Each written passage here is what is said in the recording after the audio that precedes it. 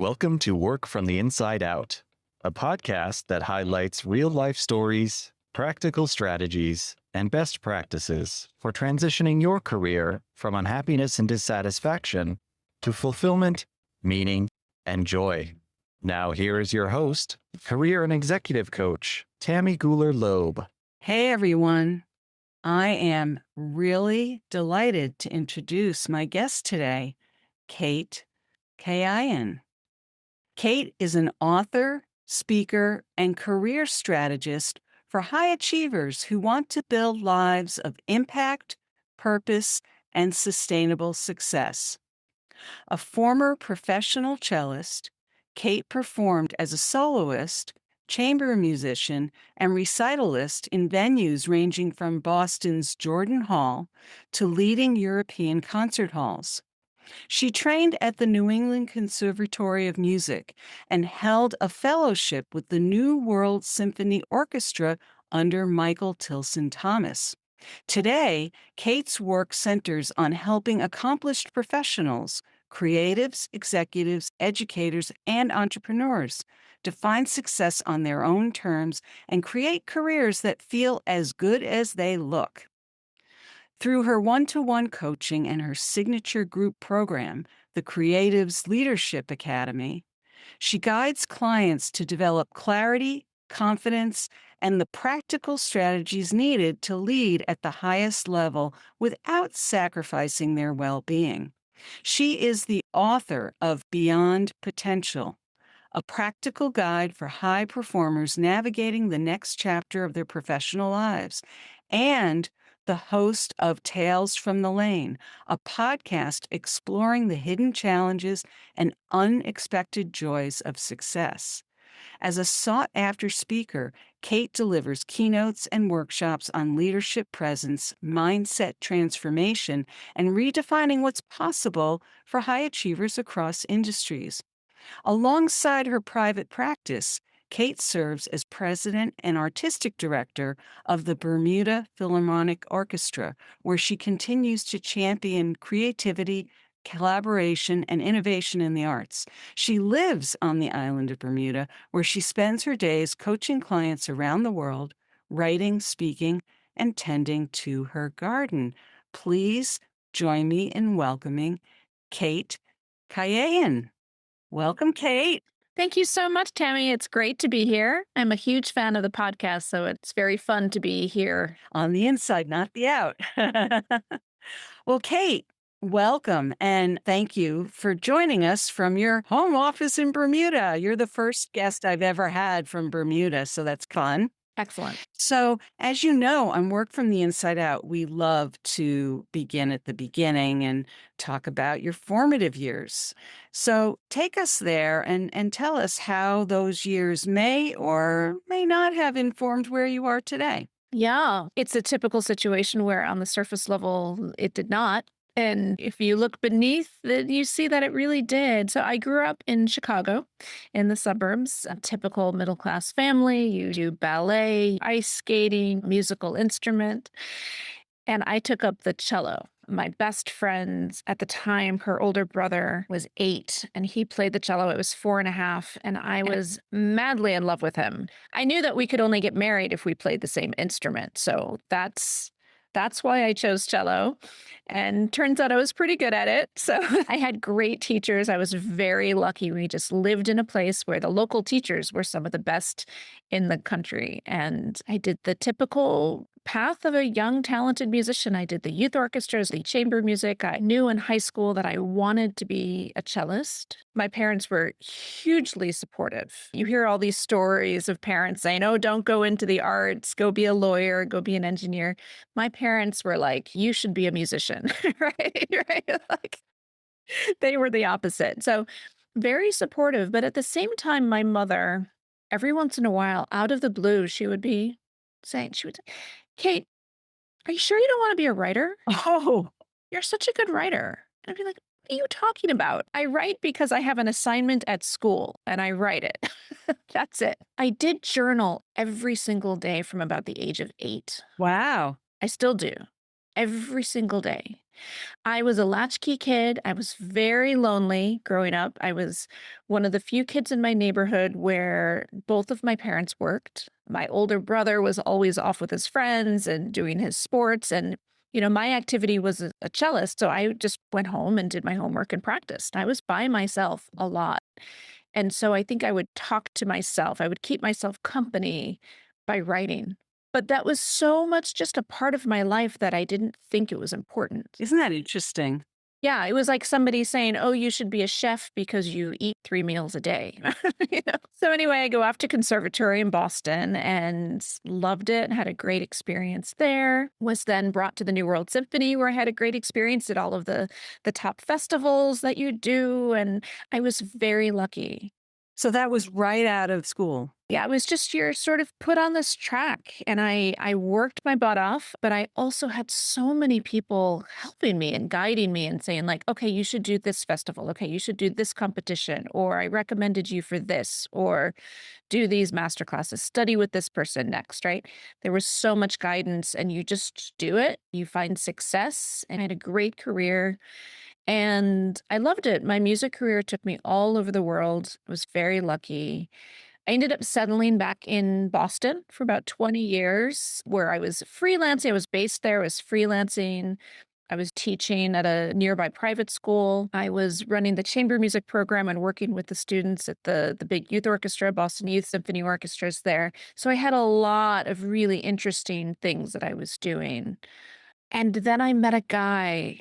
I feel like my whole life's trajectory, right? I played the cello because I met a boy when I was 4, and then I moved to Bermuda because I met a boy when I was 36. But I met the man who was going to be my husband, and he lived in Bermuda. At first, I thought, well, I'm a cellist, I'm a classical musician, I need to be in a major city, and you are a professor and a physicist and a scientist, and you should be in Boston too, right?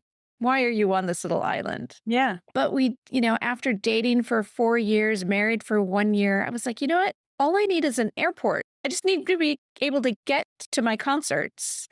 The rest of the time, I'm just practicing, like just practicing and sending emails and stuff. I wanted to teach a little bit less. I wanted to play more chamber music. I wanted to play different kinds of concerts than I was. And so I figured just because I don't know any other classical musician who has ever left a major city and moved to an island in the middle of the Atlantic Ocean doesn't mean that it won't work for me.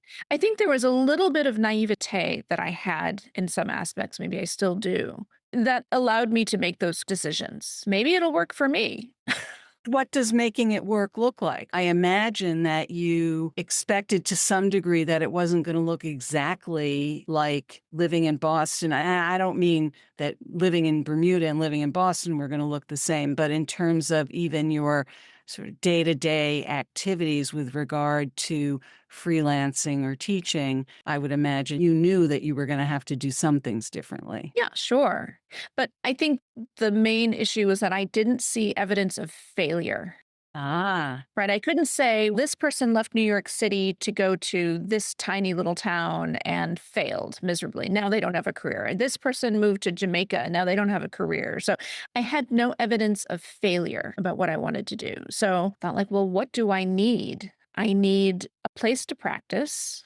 I need an airport with easy access. Now, a lot of people think that Bermuda is way down in the Caribbean, and it's not. It's quite far north. It's as the same latitude as the Carolinas. And I think technically the closest island to Bermuda is Nantucket. really? I mean, Nantucket isn't close, but like it's really just in the smack dab in the middle of the ocean. But it's a 90-minute flight to Boston, to New York, 2 hours to most of the other East Coast cities. That's where most of the concerts are. So it was easy. I flew back and forth all the time. It was not a problem. It was exactly the life that I wanted to be living. And I got to live in this incredibly beautiful place. And then shortly after that, 2020 happened. Ah, And I had been thinking for a while that I wanted to do something different. I didn't just want to perform. There was something I found an old, remember those floppy disks? I'm aging myself here. I found an old floppy disk in a box that said KK Enterprises. Ah, And I remember being in college. Now, I am fully immersed in being a professional cellist, right? Like that is the dream. That is all I want to do. And yet within that, I remember sitting there on some winter vacation, summer vacation, some when I had a little bit of time and was planning out like I could like record records, CDs and own the recording label, or I could sell merch, or I was seeing my career as a cellist as a business. And there was something in my brain, I don't know where it came from, that was just very business oriented. I loved being a professional cellist, but I wanted to wear a power suit and heels and like go into an office and work. I was like, everybody's like, are you crazy? No, we get to sleep until noon and drink coffee all day. So those things started to come back to me in 2018, 2019 of like, what can I do? What can I offer the world in addition to my performing? Performing was becoming, and I'm going to get really honest with you here. yeah. It was occurring to me that it was very ego based, that I could go out on stage and play some fiendishly difficult thing. And I said, well, that's boring. I always like it when people tell me a little bit about the music, about the composers, about their connection to it. And I want to do that for the audiences. So I loved talking to the audiences. I was feeling like the performance aspect of it was very ego driven. It was becoming very much what kind of stages can I get on? What kind of invitations can I get to perform? And less about what music as an art form was offering the public. I had a lot of doubts about that. And at the same time, I started to feel like I didn't want to be busier than I was. I didn't want to be performing 52 weekends of the year. If I was only performing 40 weekends of the year, I liked having some time off. And I felt like if my career was going to progress, here I am in my late 30s, hitting 40, thinking, okay, if I do this for another 20, 25 years, I'm either going to do it more, and that means traveling more. I was just thinking that. I was already missing, my husband, like his wife finally moves to Bermuda and all of his friends like, oh, we've been invited to this dinner party. And I'd say, I can't, I'm going to be in New York or I can't. And I was missing out on a lot of things that were becoming super important to me. I was like, either I just do it at the same level I'm doing now, which sounds dreadfully boring to just keep doing the same thing for another 25 years, or I bump it up to a level that I'm not really interested in. Mm. And was it really an either or kind of thing? I think about some performers, musicians, artists who would die to be in that kind of demand and be able to have a full calendar like that. Yeah. And I guess the question is, was there no middle ground there? Or did you consider that in any way? Oh, I considered everything. I considered every option because this is what I do. This is how my brain, like, there's got to be a way, there's got to be a possibility. And the way the industry was working at the time, and it still is today, might change next week, but today it's the same. To be at that higher level requires having management. Like the Boston Symphony is never going to hire somebody on an individual basis. Like they go through the manager, they go through, right? And so if there's a manager who's making money based on how many concerts you play, you better believe you're playing a lot of concerts. Right. And you have to be able to afford to have management. Or you're at the top of the top of the top and you're charging enormous fees. And at that point, you can say, listen, you're making huge commissions on me. I only want to play this number of concerts. But that takes 10, 15, 20 years to get to that point. So there were, a lot of people can sort of scale back and do that. And I just decided, you know what, maybe there are things that I want to do instead. All that to say that when the pandemic hit in 2020, I was already thinking like the clothes that I was wearing no longer fit, right? Like I was molting somehow. The life that I had built that was from the outside amazing. As you said, so many people would have willingly traded places with me. I was just done. Yeah. And again, in the way that I looked for evidence of failure of people who had left a major city and moved to a small place and failed, Yeah. I looked for evidence of people just leaving classical music. Not because they were fired, not because of a scandal, not because they were injured, not because something horrible had happened. They just left. And I couldn't find anybody. I found a couple of people who I knew as performers. They were amazing players, really top notch players. And they left performing behind to take on an administrative job with an arts organization. So they were still involved in the industry, they were still involved as musicians, but they weren't the one on stage performing. But they were married to musicians, so they were still playing chamber music with friends at dinner parties, right? So the music was still a part of their life. So I was like, okay, well, that's a little bit of an example, but I don't really see examples of people who just decided in their 40s to do something different. Yeah, it makes me think that there wasn't really a model for that. And yet I see people in lots of professions where they're in a bit of a rut or they get comfortable. And I'm not saying that in a rut per se, but they just keep going because it works well. They're successful. They're taking care of themselves and their families. And the idea of stopping that almost seems like blasphemy in some ways, right? Like, how dare you think that you should stop this? You are allowed to pivot. You are allowed to make a change. And it may be a big change or it may be a modest change. I was also reflecting on how I introduced you as a former professional cellist. And I'm thinking, former, aren't you still a professional cellist? No? How do you define yourself? Do you not perform at all anymore? Or I perform when a couple of people request it. Make it, make me. they make you? There are a couple of key donors who, I mean, we're in a small island here, and there's a couple of really phenomenal cellists here. Oh, uh-huh. Oh, there's a great group of musicians here on this tiny little island in the middle of the ocean. I'm very lucky, but if they're not available and we have a chamber music concert, a fundraiser for the Philharmonic coming up, and somebody needs to play, so I'll do that. I'll do that. But I wouldn't even say that I'm, as much as I love playing chamber music with my colleagues, right? That is always a pleasure. It's always a gift to be able to play this great music with great players. I don't love the fact that then I have to carve out time in my schedule to practice and get back in shape and then do it. And it's no, I'm done. I don't need to do it. And when I made the decision, I made the announcement to stop performing. The response was shocking to me Really? Tell me. because people were stunned. Yeah. They were confused because, like me, they had never heard of anybody doing that. They knew I wasn't sick. They knew I hadn't had some sort of personal crisis. They knew that nothing bad had happened, that I was just done. And so many people reached out and said, like, wait, we can do that? Kate, I didn't know we were allowed to do that. Yeah. Yeah.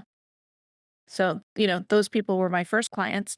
But but the other thing that was shocking was that people just kept telling me that it was okay because I could always come back to it. Don't worry, Kate. Like, you're a great player. Like, it wouldn't take you much to get back in shape.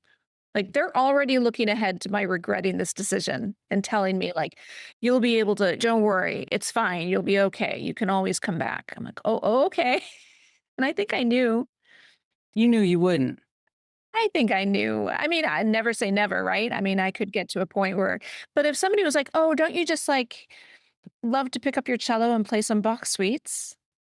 No, doesn't even occur to me. It is. I'm sitting here feeling a little stunned myself, which is kind of an interesting response slash reaction. It's very interesting that it sounds like this has been like a lifelong love for you. And yet when you decided you really wanted to go in another direction, you were really ready to let it go.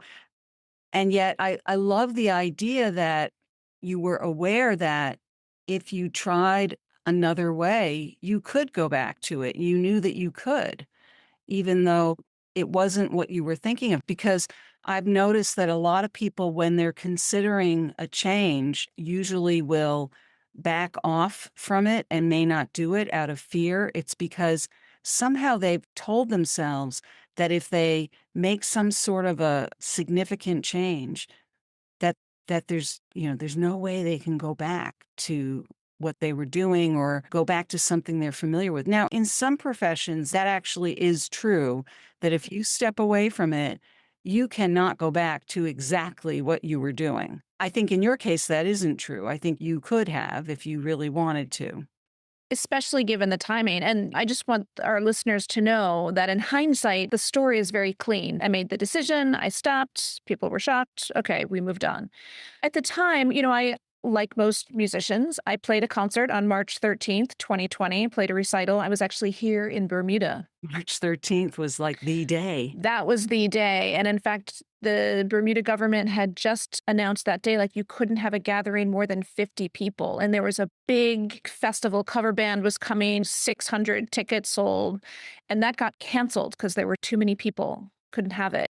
And I was just giving this little recital in a church. Nobody expected more than like 30, 40 people to be there. And so it wasn't canceled. And all of those people came flooding in. It was standing room. It was awful. We're just like looking around at all of these elderly people thinking like we should not be doing this. But at that time, I knew that I wouldn't be performing for a very long time because of the pandemic, because of the shutdowns. I knew what that meant for musicians and performers. And so that was March 13th. I think it was a week later, March 20th, I read an article about how summer camps were going to be canceled that summer. And it occurred to me, I said, well, if summer camps are going to get canceled, then summer festivals are going to get canceled. And festivals, they have these student festivals for really advanced high school and college, like Tanglewood and Aspen. And those are so important to a young musician. This is where you have the time to really practice and learn repertoire without the distractions of schoolwork, sports, and extracurricular activities. You are so focused. You do like 2 years worth of progress in one summer. You meet the teachers that you might be invited to work with at conservatory and for your master's and beyond. And I thought, how horrible for a whole class of musicians to not get to do that this year. And part of my job working at this private school in Boston, I ran the orchestra and taught cello, but I also had a job working in the admissions office. I was poking my head in there like every week looking for the musicians who are applying to the school.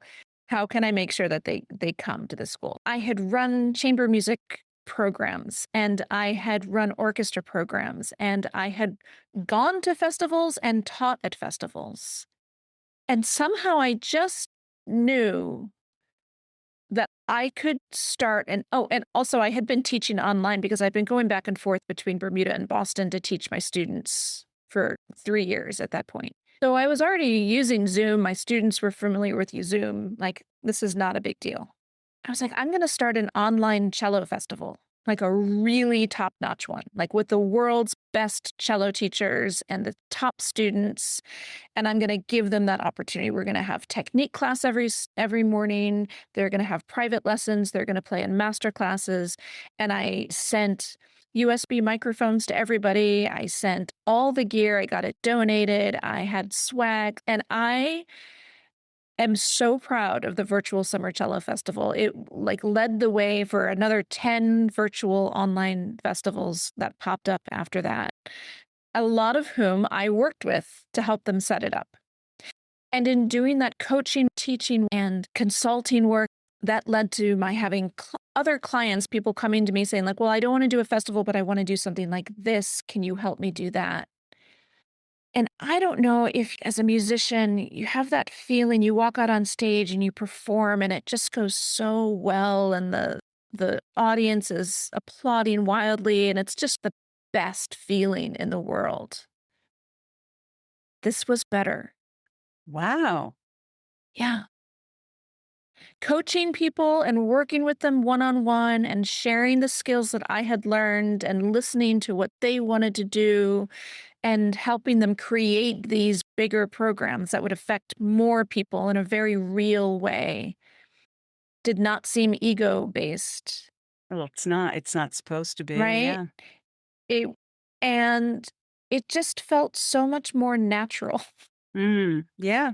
than playing the cello ever had. And now I loved being a cellist. I did it every day from the age of 4.5 until 45. And yet here I am stunning myself, was shocked. I was like, wow, no, this is what I was meant to do. And so in working with those clients, just in sharing what I knew, basic career coaching consultation, I realized that there was so much more because I could give them a list of here, do these 10 things. And they would come back and say, no, I didn't do them because of things like resistance and imposter syndrome and all of those things. And I realized, wait, I need actual coaching skills. And so I studied coaching and built up my toolbox of coaching skills, which is a lot. It's important to have those skills in that toolbox. Just loved coaching. And then you end up dealing with the same types of things, client after client. A lot of mine were creatives at the time. Now I have a lot of corporate clients as well, and I work with individuals and organizations. But I decided to write a book. There were so many commonalities across the board. I was like, I think I can help a lot of people with the book. So I wrote Beyond Potential, which is, as the title says, a guide for creatives who want to reassess, redefine, and reignite their careers. What I'm finding is that it is not just useful to creatives. I have a lot of, as I said, corporate clients who have found it and loved it and say, no, this is universal. And it was really a combination of the stories of my clients who were doing one thing and had an idea and just had this identity that they weren't allowed to do that other thing. Right. Right. And it could just be, listen, I'm an orchestral player. I play in orchestras. I'm not allowed to play solo recitals or I'm not allowed to play chamber music. It could have been like to the outside world. It's like, what, a musician is a musician, do whatever you want. But inside the industry, it feels like a huge deal to pivot. And sometimes it was, I work at Google, but I want to be a visual artist and open a gallery of my own. So just amazing stories and talking about the world of possibilities. Right. Now, when you decided to write the book, what compelled you to write the book? I mean, you've been journaling since you're a child, and your mother suggested that you become a writer. I don't know if maybe that voice in the back of your mind, oh yeah, mom suggested I become a writer. Given my relationship with my mom, that would have been a reason not to do it, right? It would have been like, I will not be a writer. And I think even at the beginning of the process, it was like, I'm not a writer, I'm writing a book. Yeah. So what compelled you then? I really wanted to get this message out to more people. I see. Yeah. I was listening to a podcast, and this is a story in the beginning of the book. And this is back before the festival, before anything. And I was booking some travel for some concert. I'm in my office listening to a podcast, and they tell the story where you die and go to heaven. And instead of meeting St. Peter's at the pearly gates, you meet the version of yourself that actually fulfilled your potential. Oh. And that I think I dropped my pen onto the desk. I was like, whoa. Can you imagine that feeling? I mean, I'm not a particularly religious person at all, but just that idea of just the moment in time when it's too late to do anything differently, right? You've died. It's too late. Yeah. It is what it is. End game. And then you see what you could have been if you had just done the things that right now you want to do. And one of those things was I wanted to write a book. I wanted to tell stories to help people to spend more time in Bermuda. Little things like I wanted to fix the crooked tooth, the one where, people say like, "Oh, your teeth are fine," and then you hit it, you see a photo of yourself at an angle, and you see this dark shadow. Yeah. It doesn't really matter what anyone else says, right? And I was like, if I met that person, if I died and I met that version of me and she had straight teeth, I'd be so mad because the first thought in my mind was like, just get Invisalign. Kate, just fix the tooth. So I'm almost done. I have 4 more weeks of it. And that feels great, Tammy. Can I tell you? Just knowing, yeah, there's this thing that I've always wanted to do. You feel like $1,000,000. You feel like you can do anything. Yeah. I get it. I got an email from a woman who read the book. She was a retired English teacher, and she was feeling a bit lost. And she read the book and she made a list of things that she always wanted to do that she was now thinking at 70 that she was just too old. It was too late. She should have done them back in her 40s. And one of them was taking ballet classes. Well, she's taking ballet classes now. Great. Right? Amazing. She's taking a watercolor class. She got together a book group with her friends. Like some of these things are like, okay, well, what's the big deal? Anybody can start a book group or anybody can take ballet classes. But I think we all know that feeling that we have when it's our dream and we have decided that it's too late. That's right. It becomes a disappointment. I have a whole chapter in my book about that. Exactly. And it's even what you're saying about becoming a coach in the middle of your life, right? It's not like you're in your 20s or your early 30s and saying I'm becoming a coach. You had a full-fledged career and then moved into coaching. I was 40 years old when I became a coach. I had all kinds of other professions before that. There are so many ways that to do something they've always wanted to do, but they stop themselves because they tell themselves a story. It's too late. Or they say, I don't want to have to start all over again. And who says you have to start all over again? You mean everything you've done up till now doesn't count? Everything you've done up till now prepares you to step into whatever it is you're going to step into. Even if it feels very different, it informs many of the things that you're going to step into. Maybe not exactly, but you have skills and a vision of things and a sense of your own abilities that you wouldn't have had if you were trying to do this in your 20s. I mean, I do a lot of work as a speaker now, and it's my lifelong training of preparing and getting myself mentally and physically ready to walk out on that stage and perform and connect with the audience, right? That's what I loved to do. Remember, I loved talking to them and I loved connecting with them. And it was the content that felt ego based because it was me playing some really hard piece and look at me, look how good I am that I can play this so well. Yes. When you're a public speaker, the whole point is to help the people in the room. There is that mindset piece, I think, with everything we do. For example, had you, let's say, even in your earlier years when you were performing, had you gone out there and said, well, of course I want to do a great job performing, but I'm imagining how all those people in that audience are going to become at peace listening. That was also important to me. Yeah. I would say that's a little less ego driven. Yet I hear what you're saying in terms of how many musicians go out there and they're there because they want to really master the piece and show everyone how good they are. And I think there are speakers like that too, though, who really want to wow the audience with their brilliance rather than be able to tell people all the things they know. So I think that there's a mindset of engagement that you bring to it, of really having an exchange with your audience that matters to you. You know, makes me think about the latchkey child who sat there by herself. You don't want to sit by yourself anymore. And so you're doing the things that really work for you. And it makes a ton of sense to me. Yeah, well, I love the way you said that and explained that. It's I think you're absolutely right. And there's a more tangible takeaway, right? I know I'm helping them in a particular way because there's always that person who my cello performances, unlocked some memory or gave them that sense of peace or reassurance. Of course, and that's always a part of it, but you never really know. You don't really get that feedback.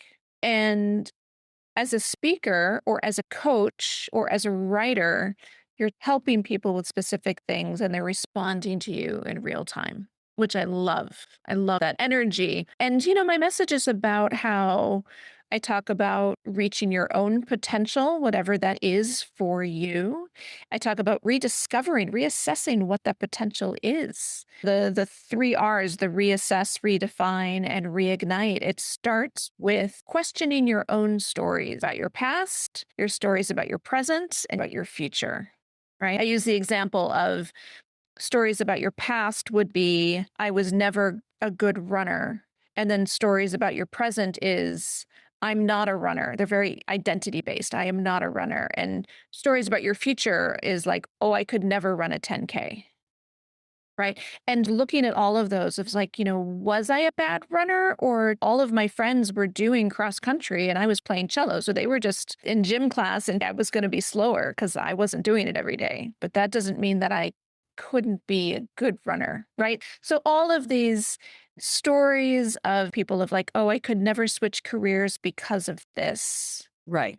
I could never do this because I don't have that. Yeah. And I think that that's where a lot of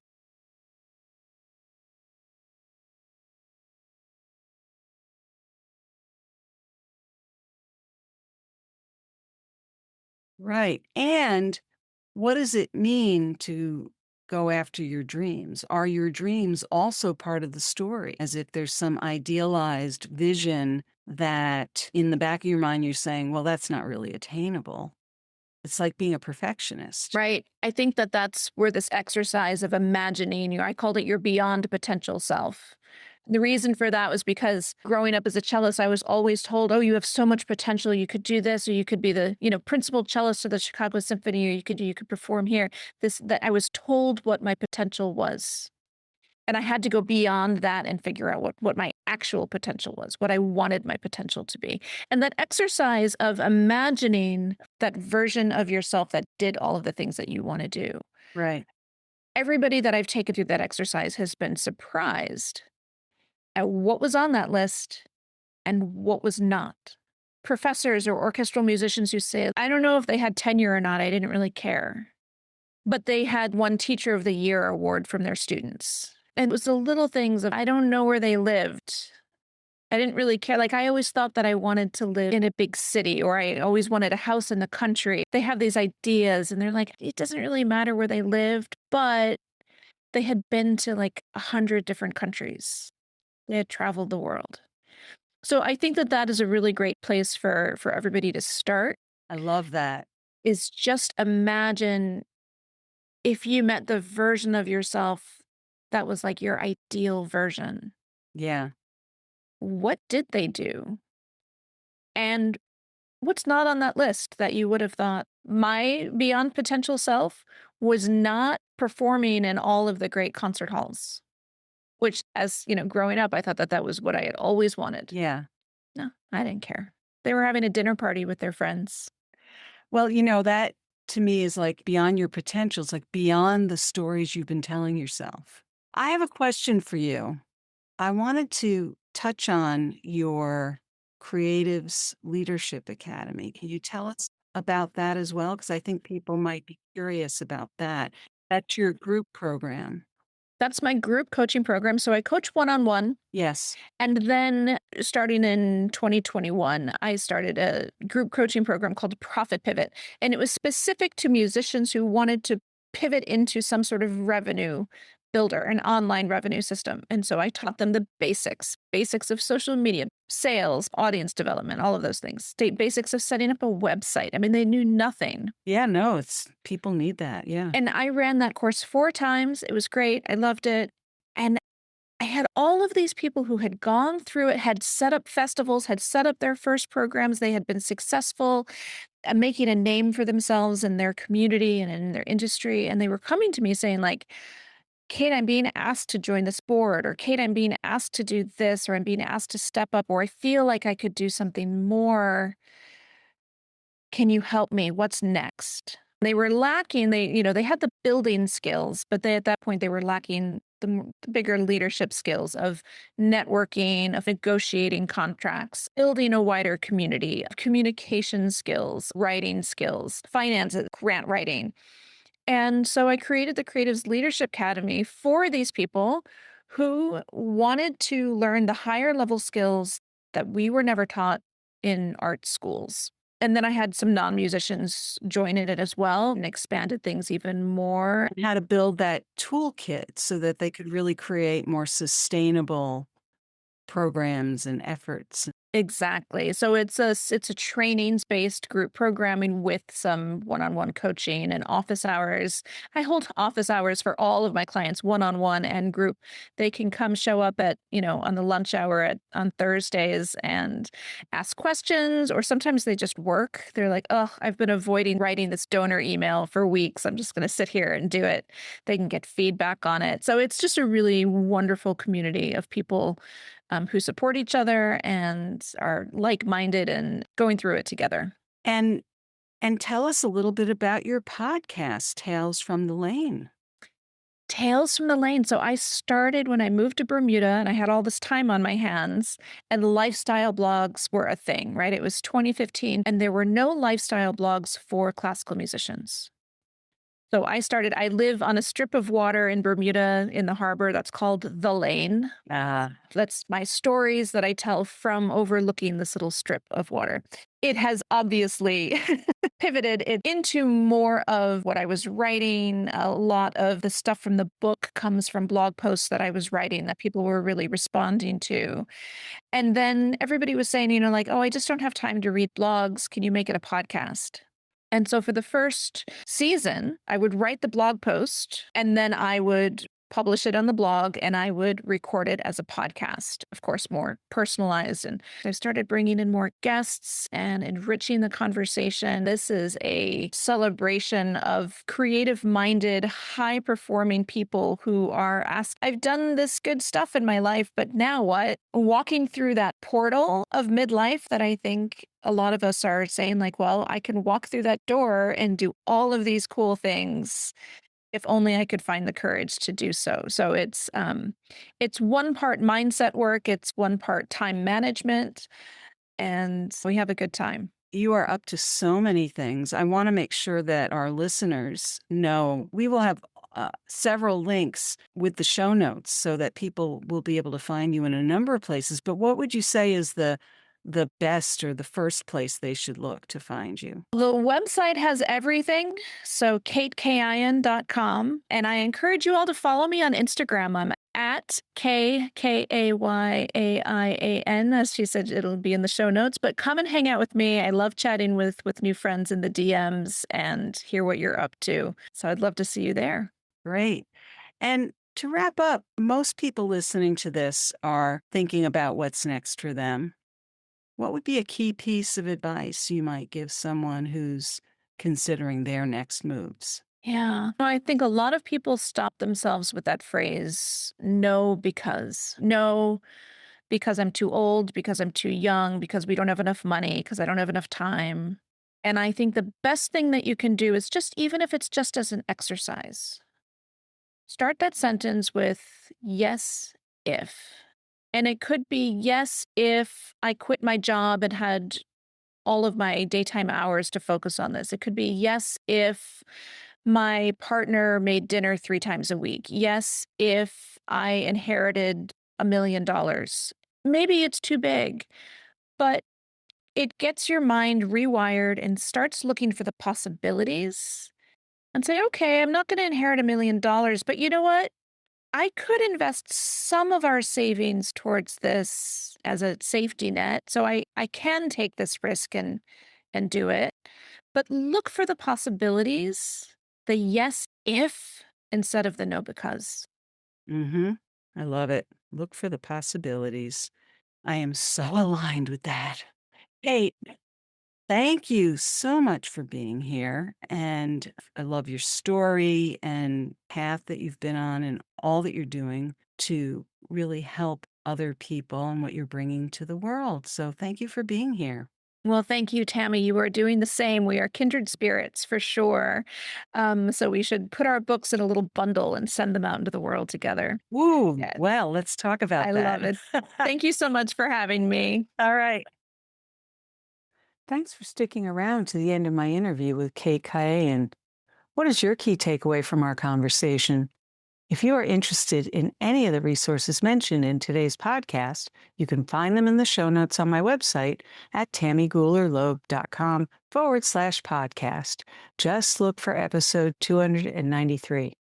And while you're there, you can also subscribe to the podcast so you don't miss any episodes. Did you know that ratings and reviews on Apple Podcasts can help this podcast reach more people? Please help me to inspire more people to move their careers in meaningful directions by clicking on the Apple Podcasts button. Leave an honest rating and brief review. Are you anticipating your next professional move? Check out my award-winning book, Work from the Inside Out: Break Through 9 Common Obstacles and Design a Career That Fulfills You. It's available through my website, Amazon, Barnes & Noble, independent bookstores, or through your local library. You can also help sustain the podcast by buying me a cup of coffee at buymeacoffee.com/TammyGL. Since this podcast is self-funded, your support is acknowledged and appreciated. Thank you so much for listening, and remember, it's never too late or too impossible to increase your sense of fulfillment and satisfaction in your work and other meaningful activities. Let me know how it's going for you. I'd love to hear from you. Bye for now.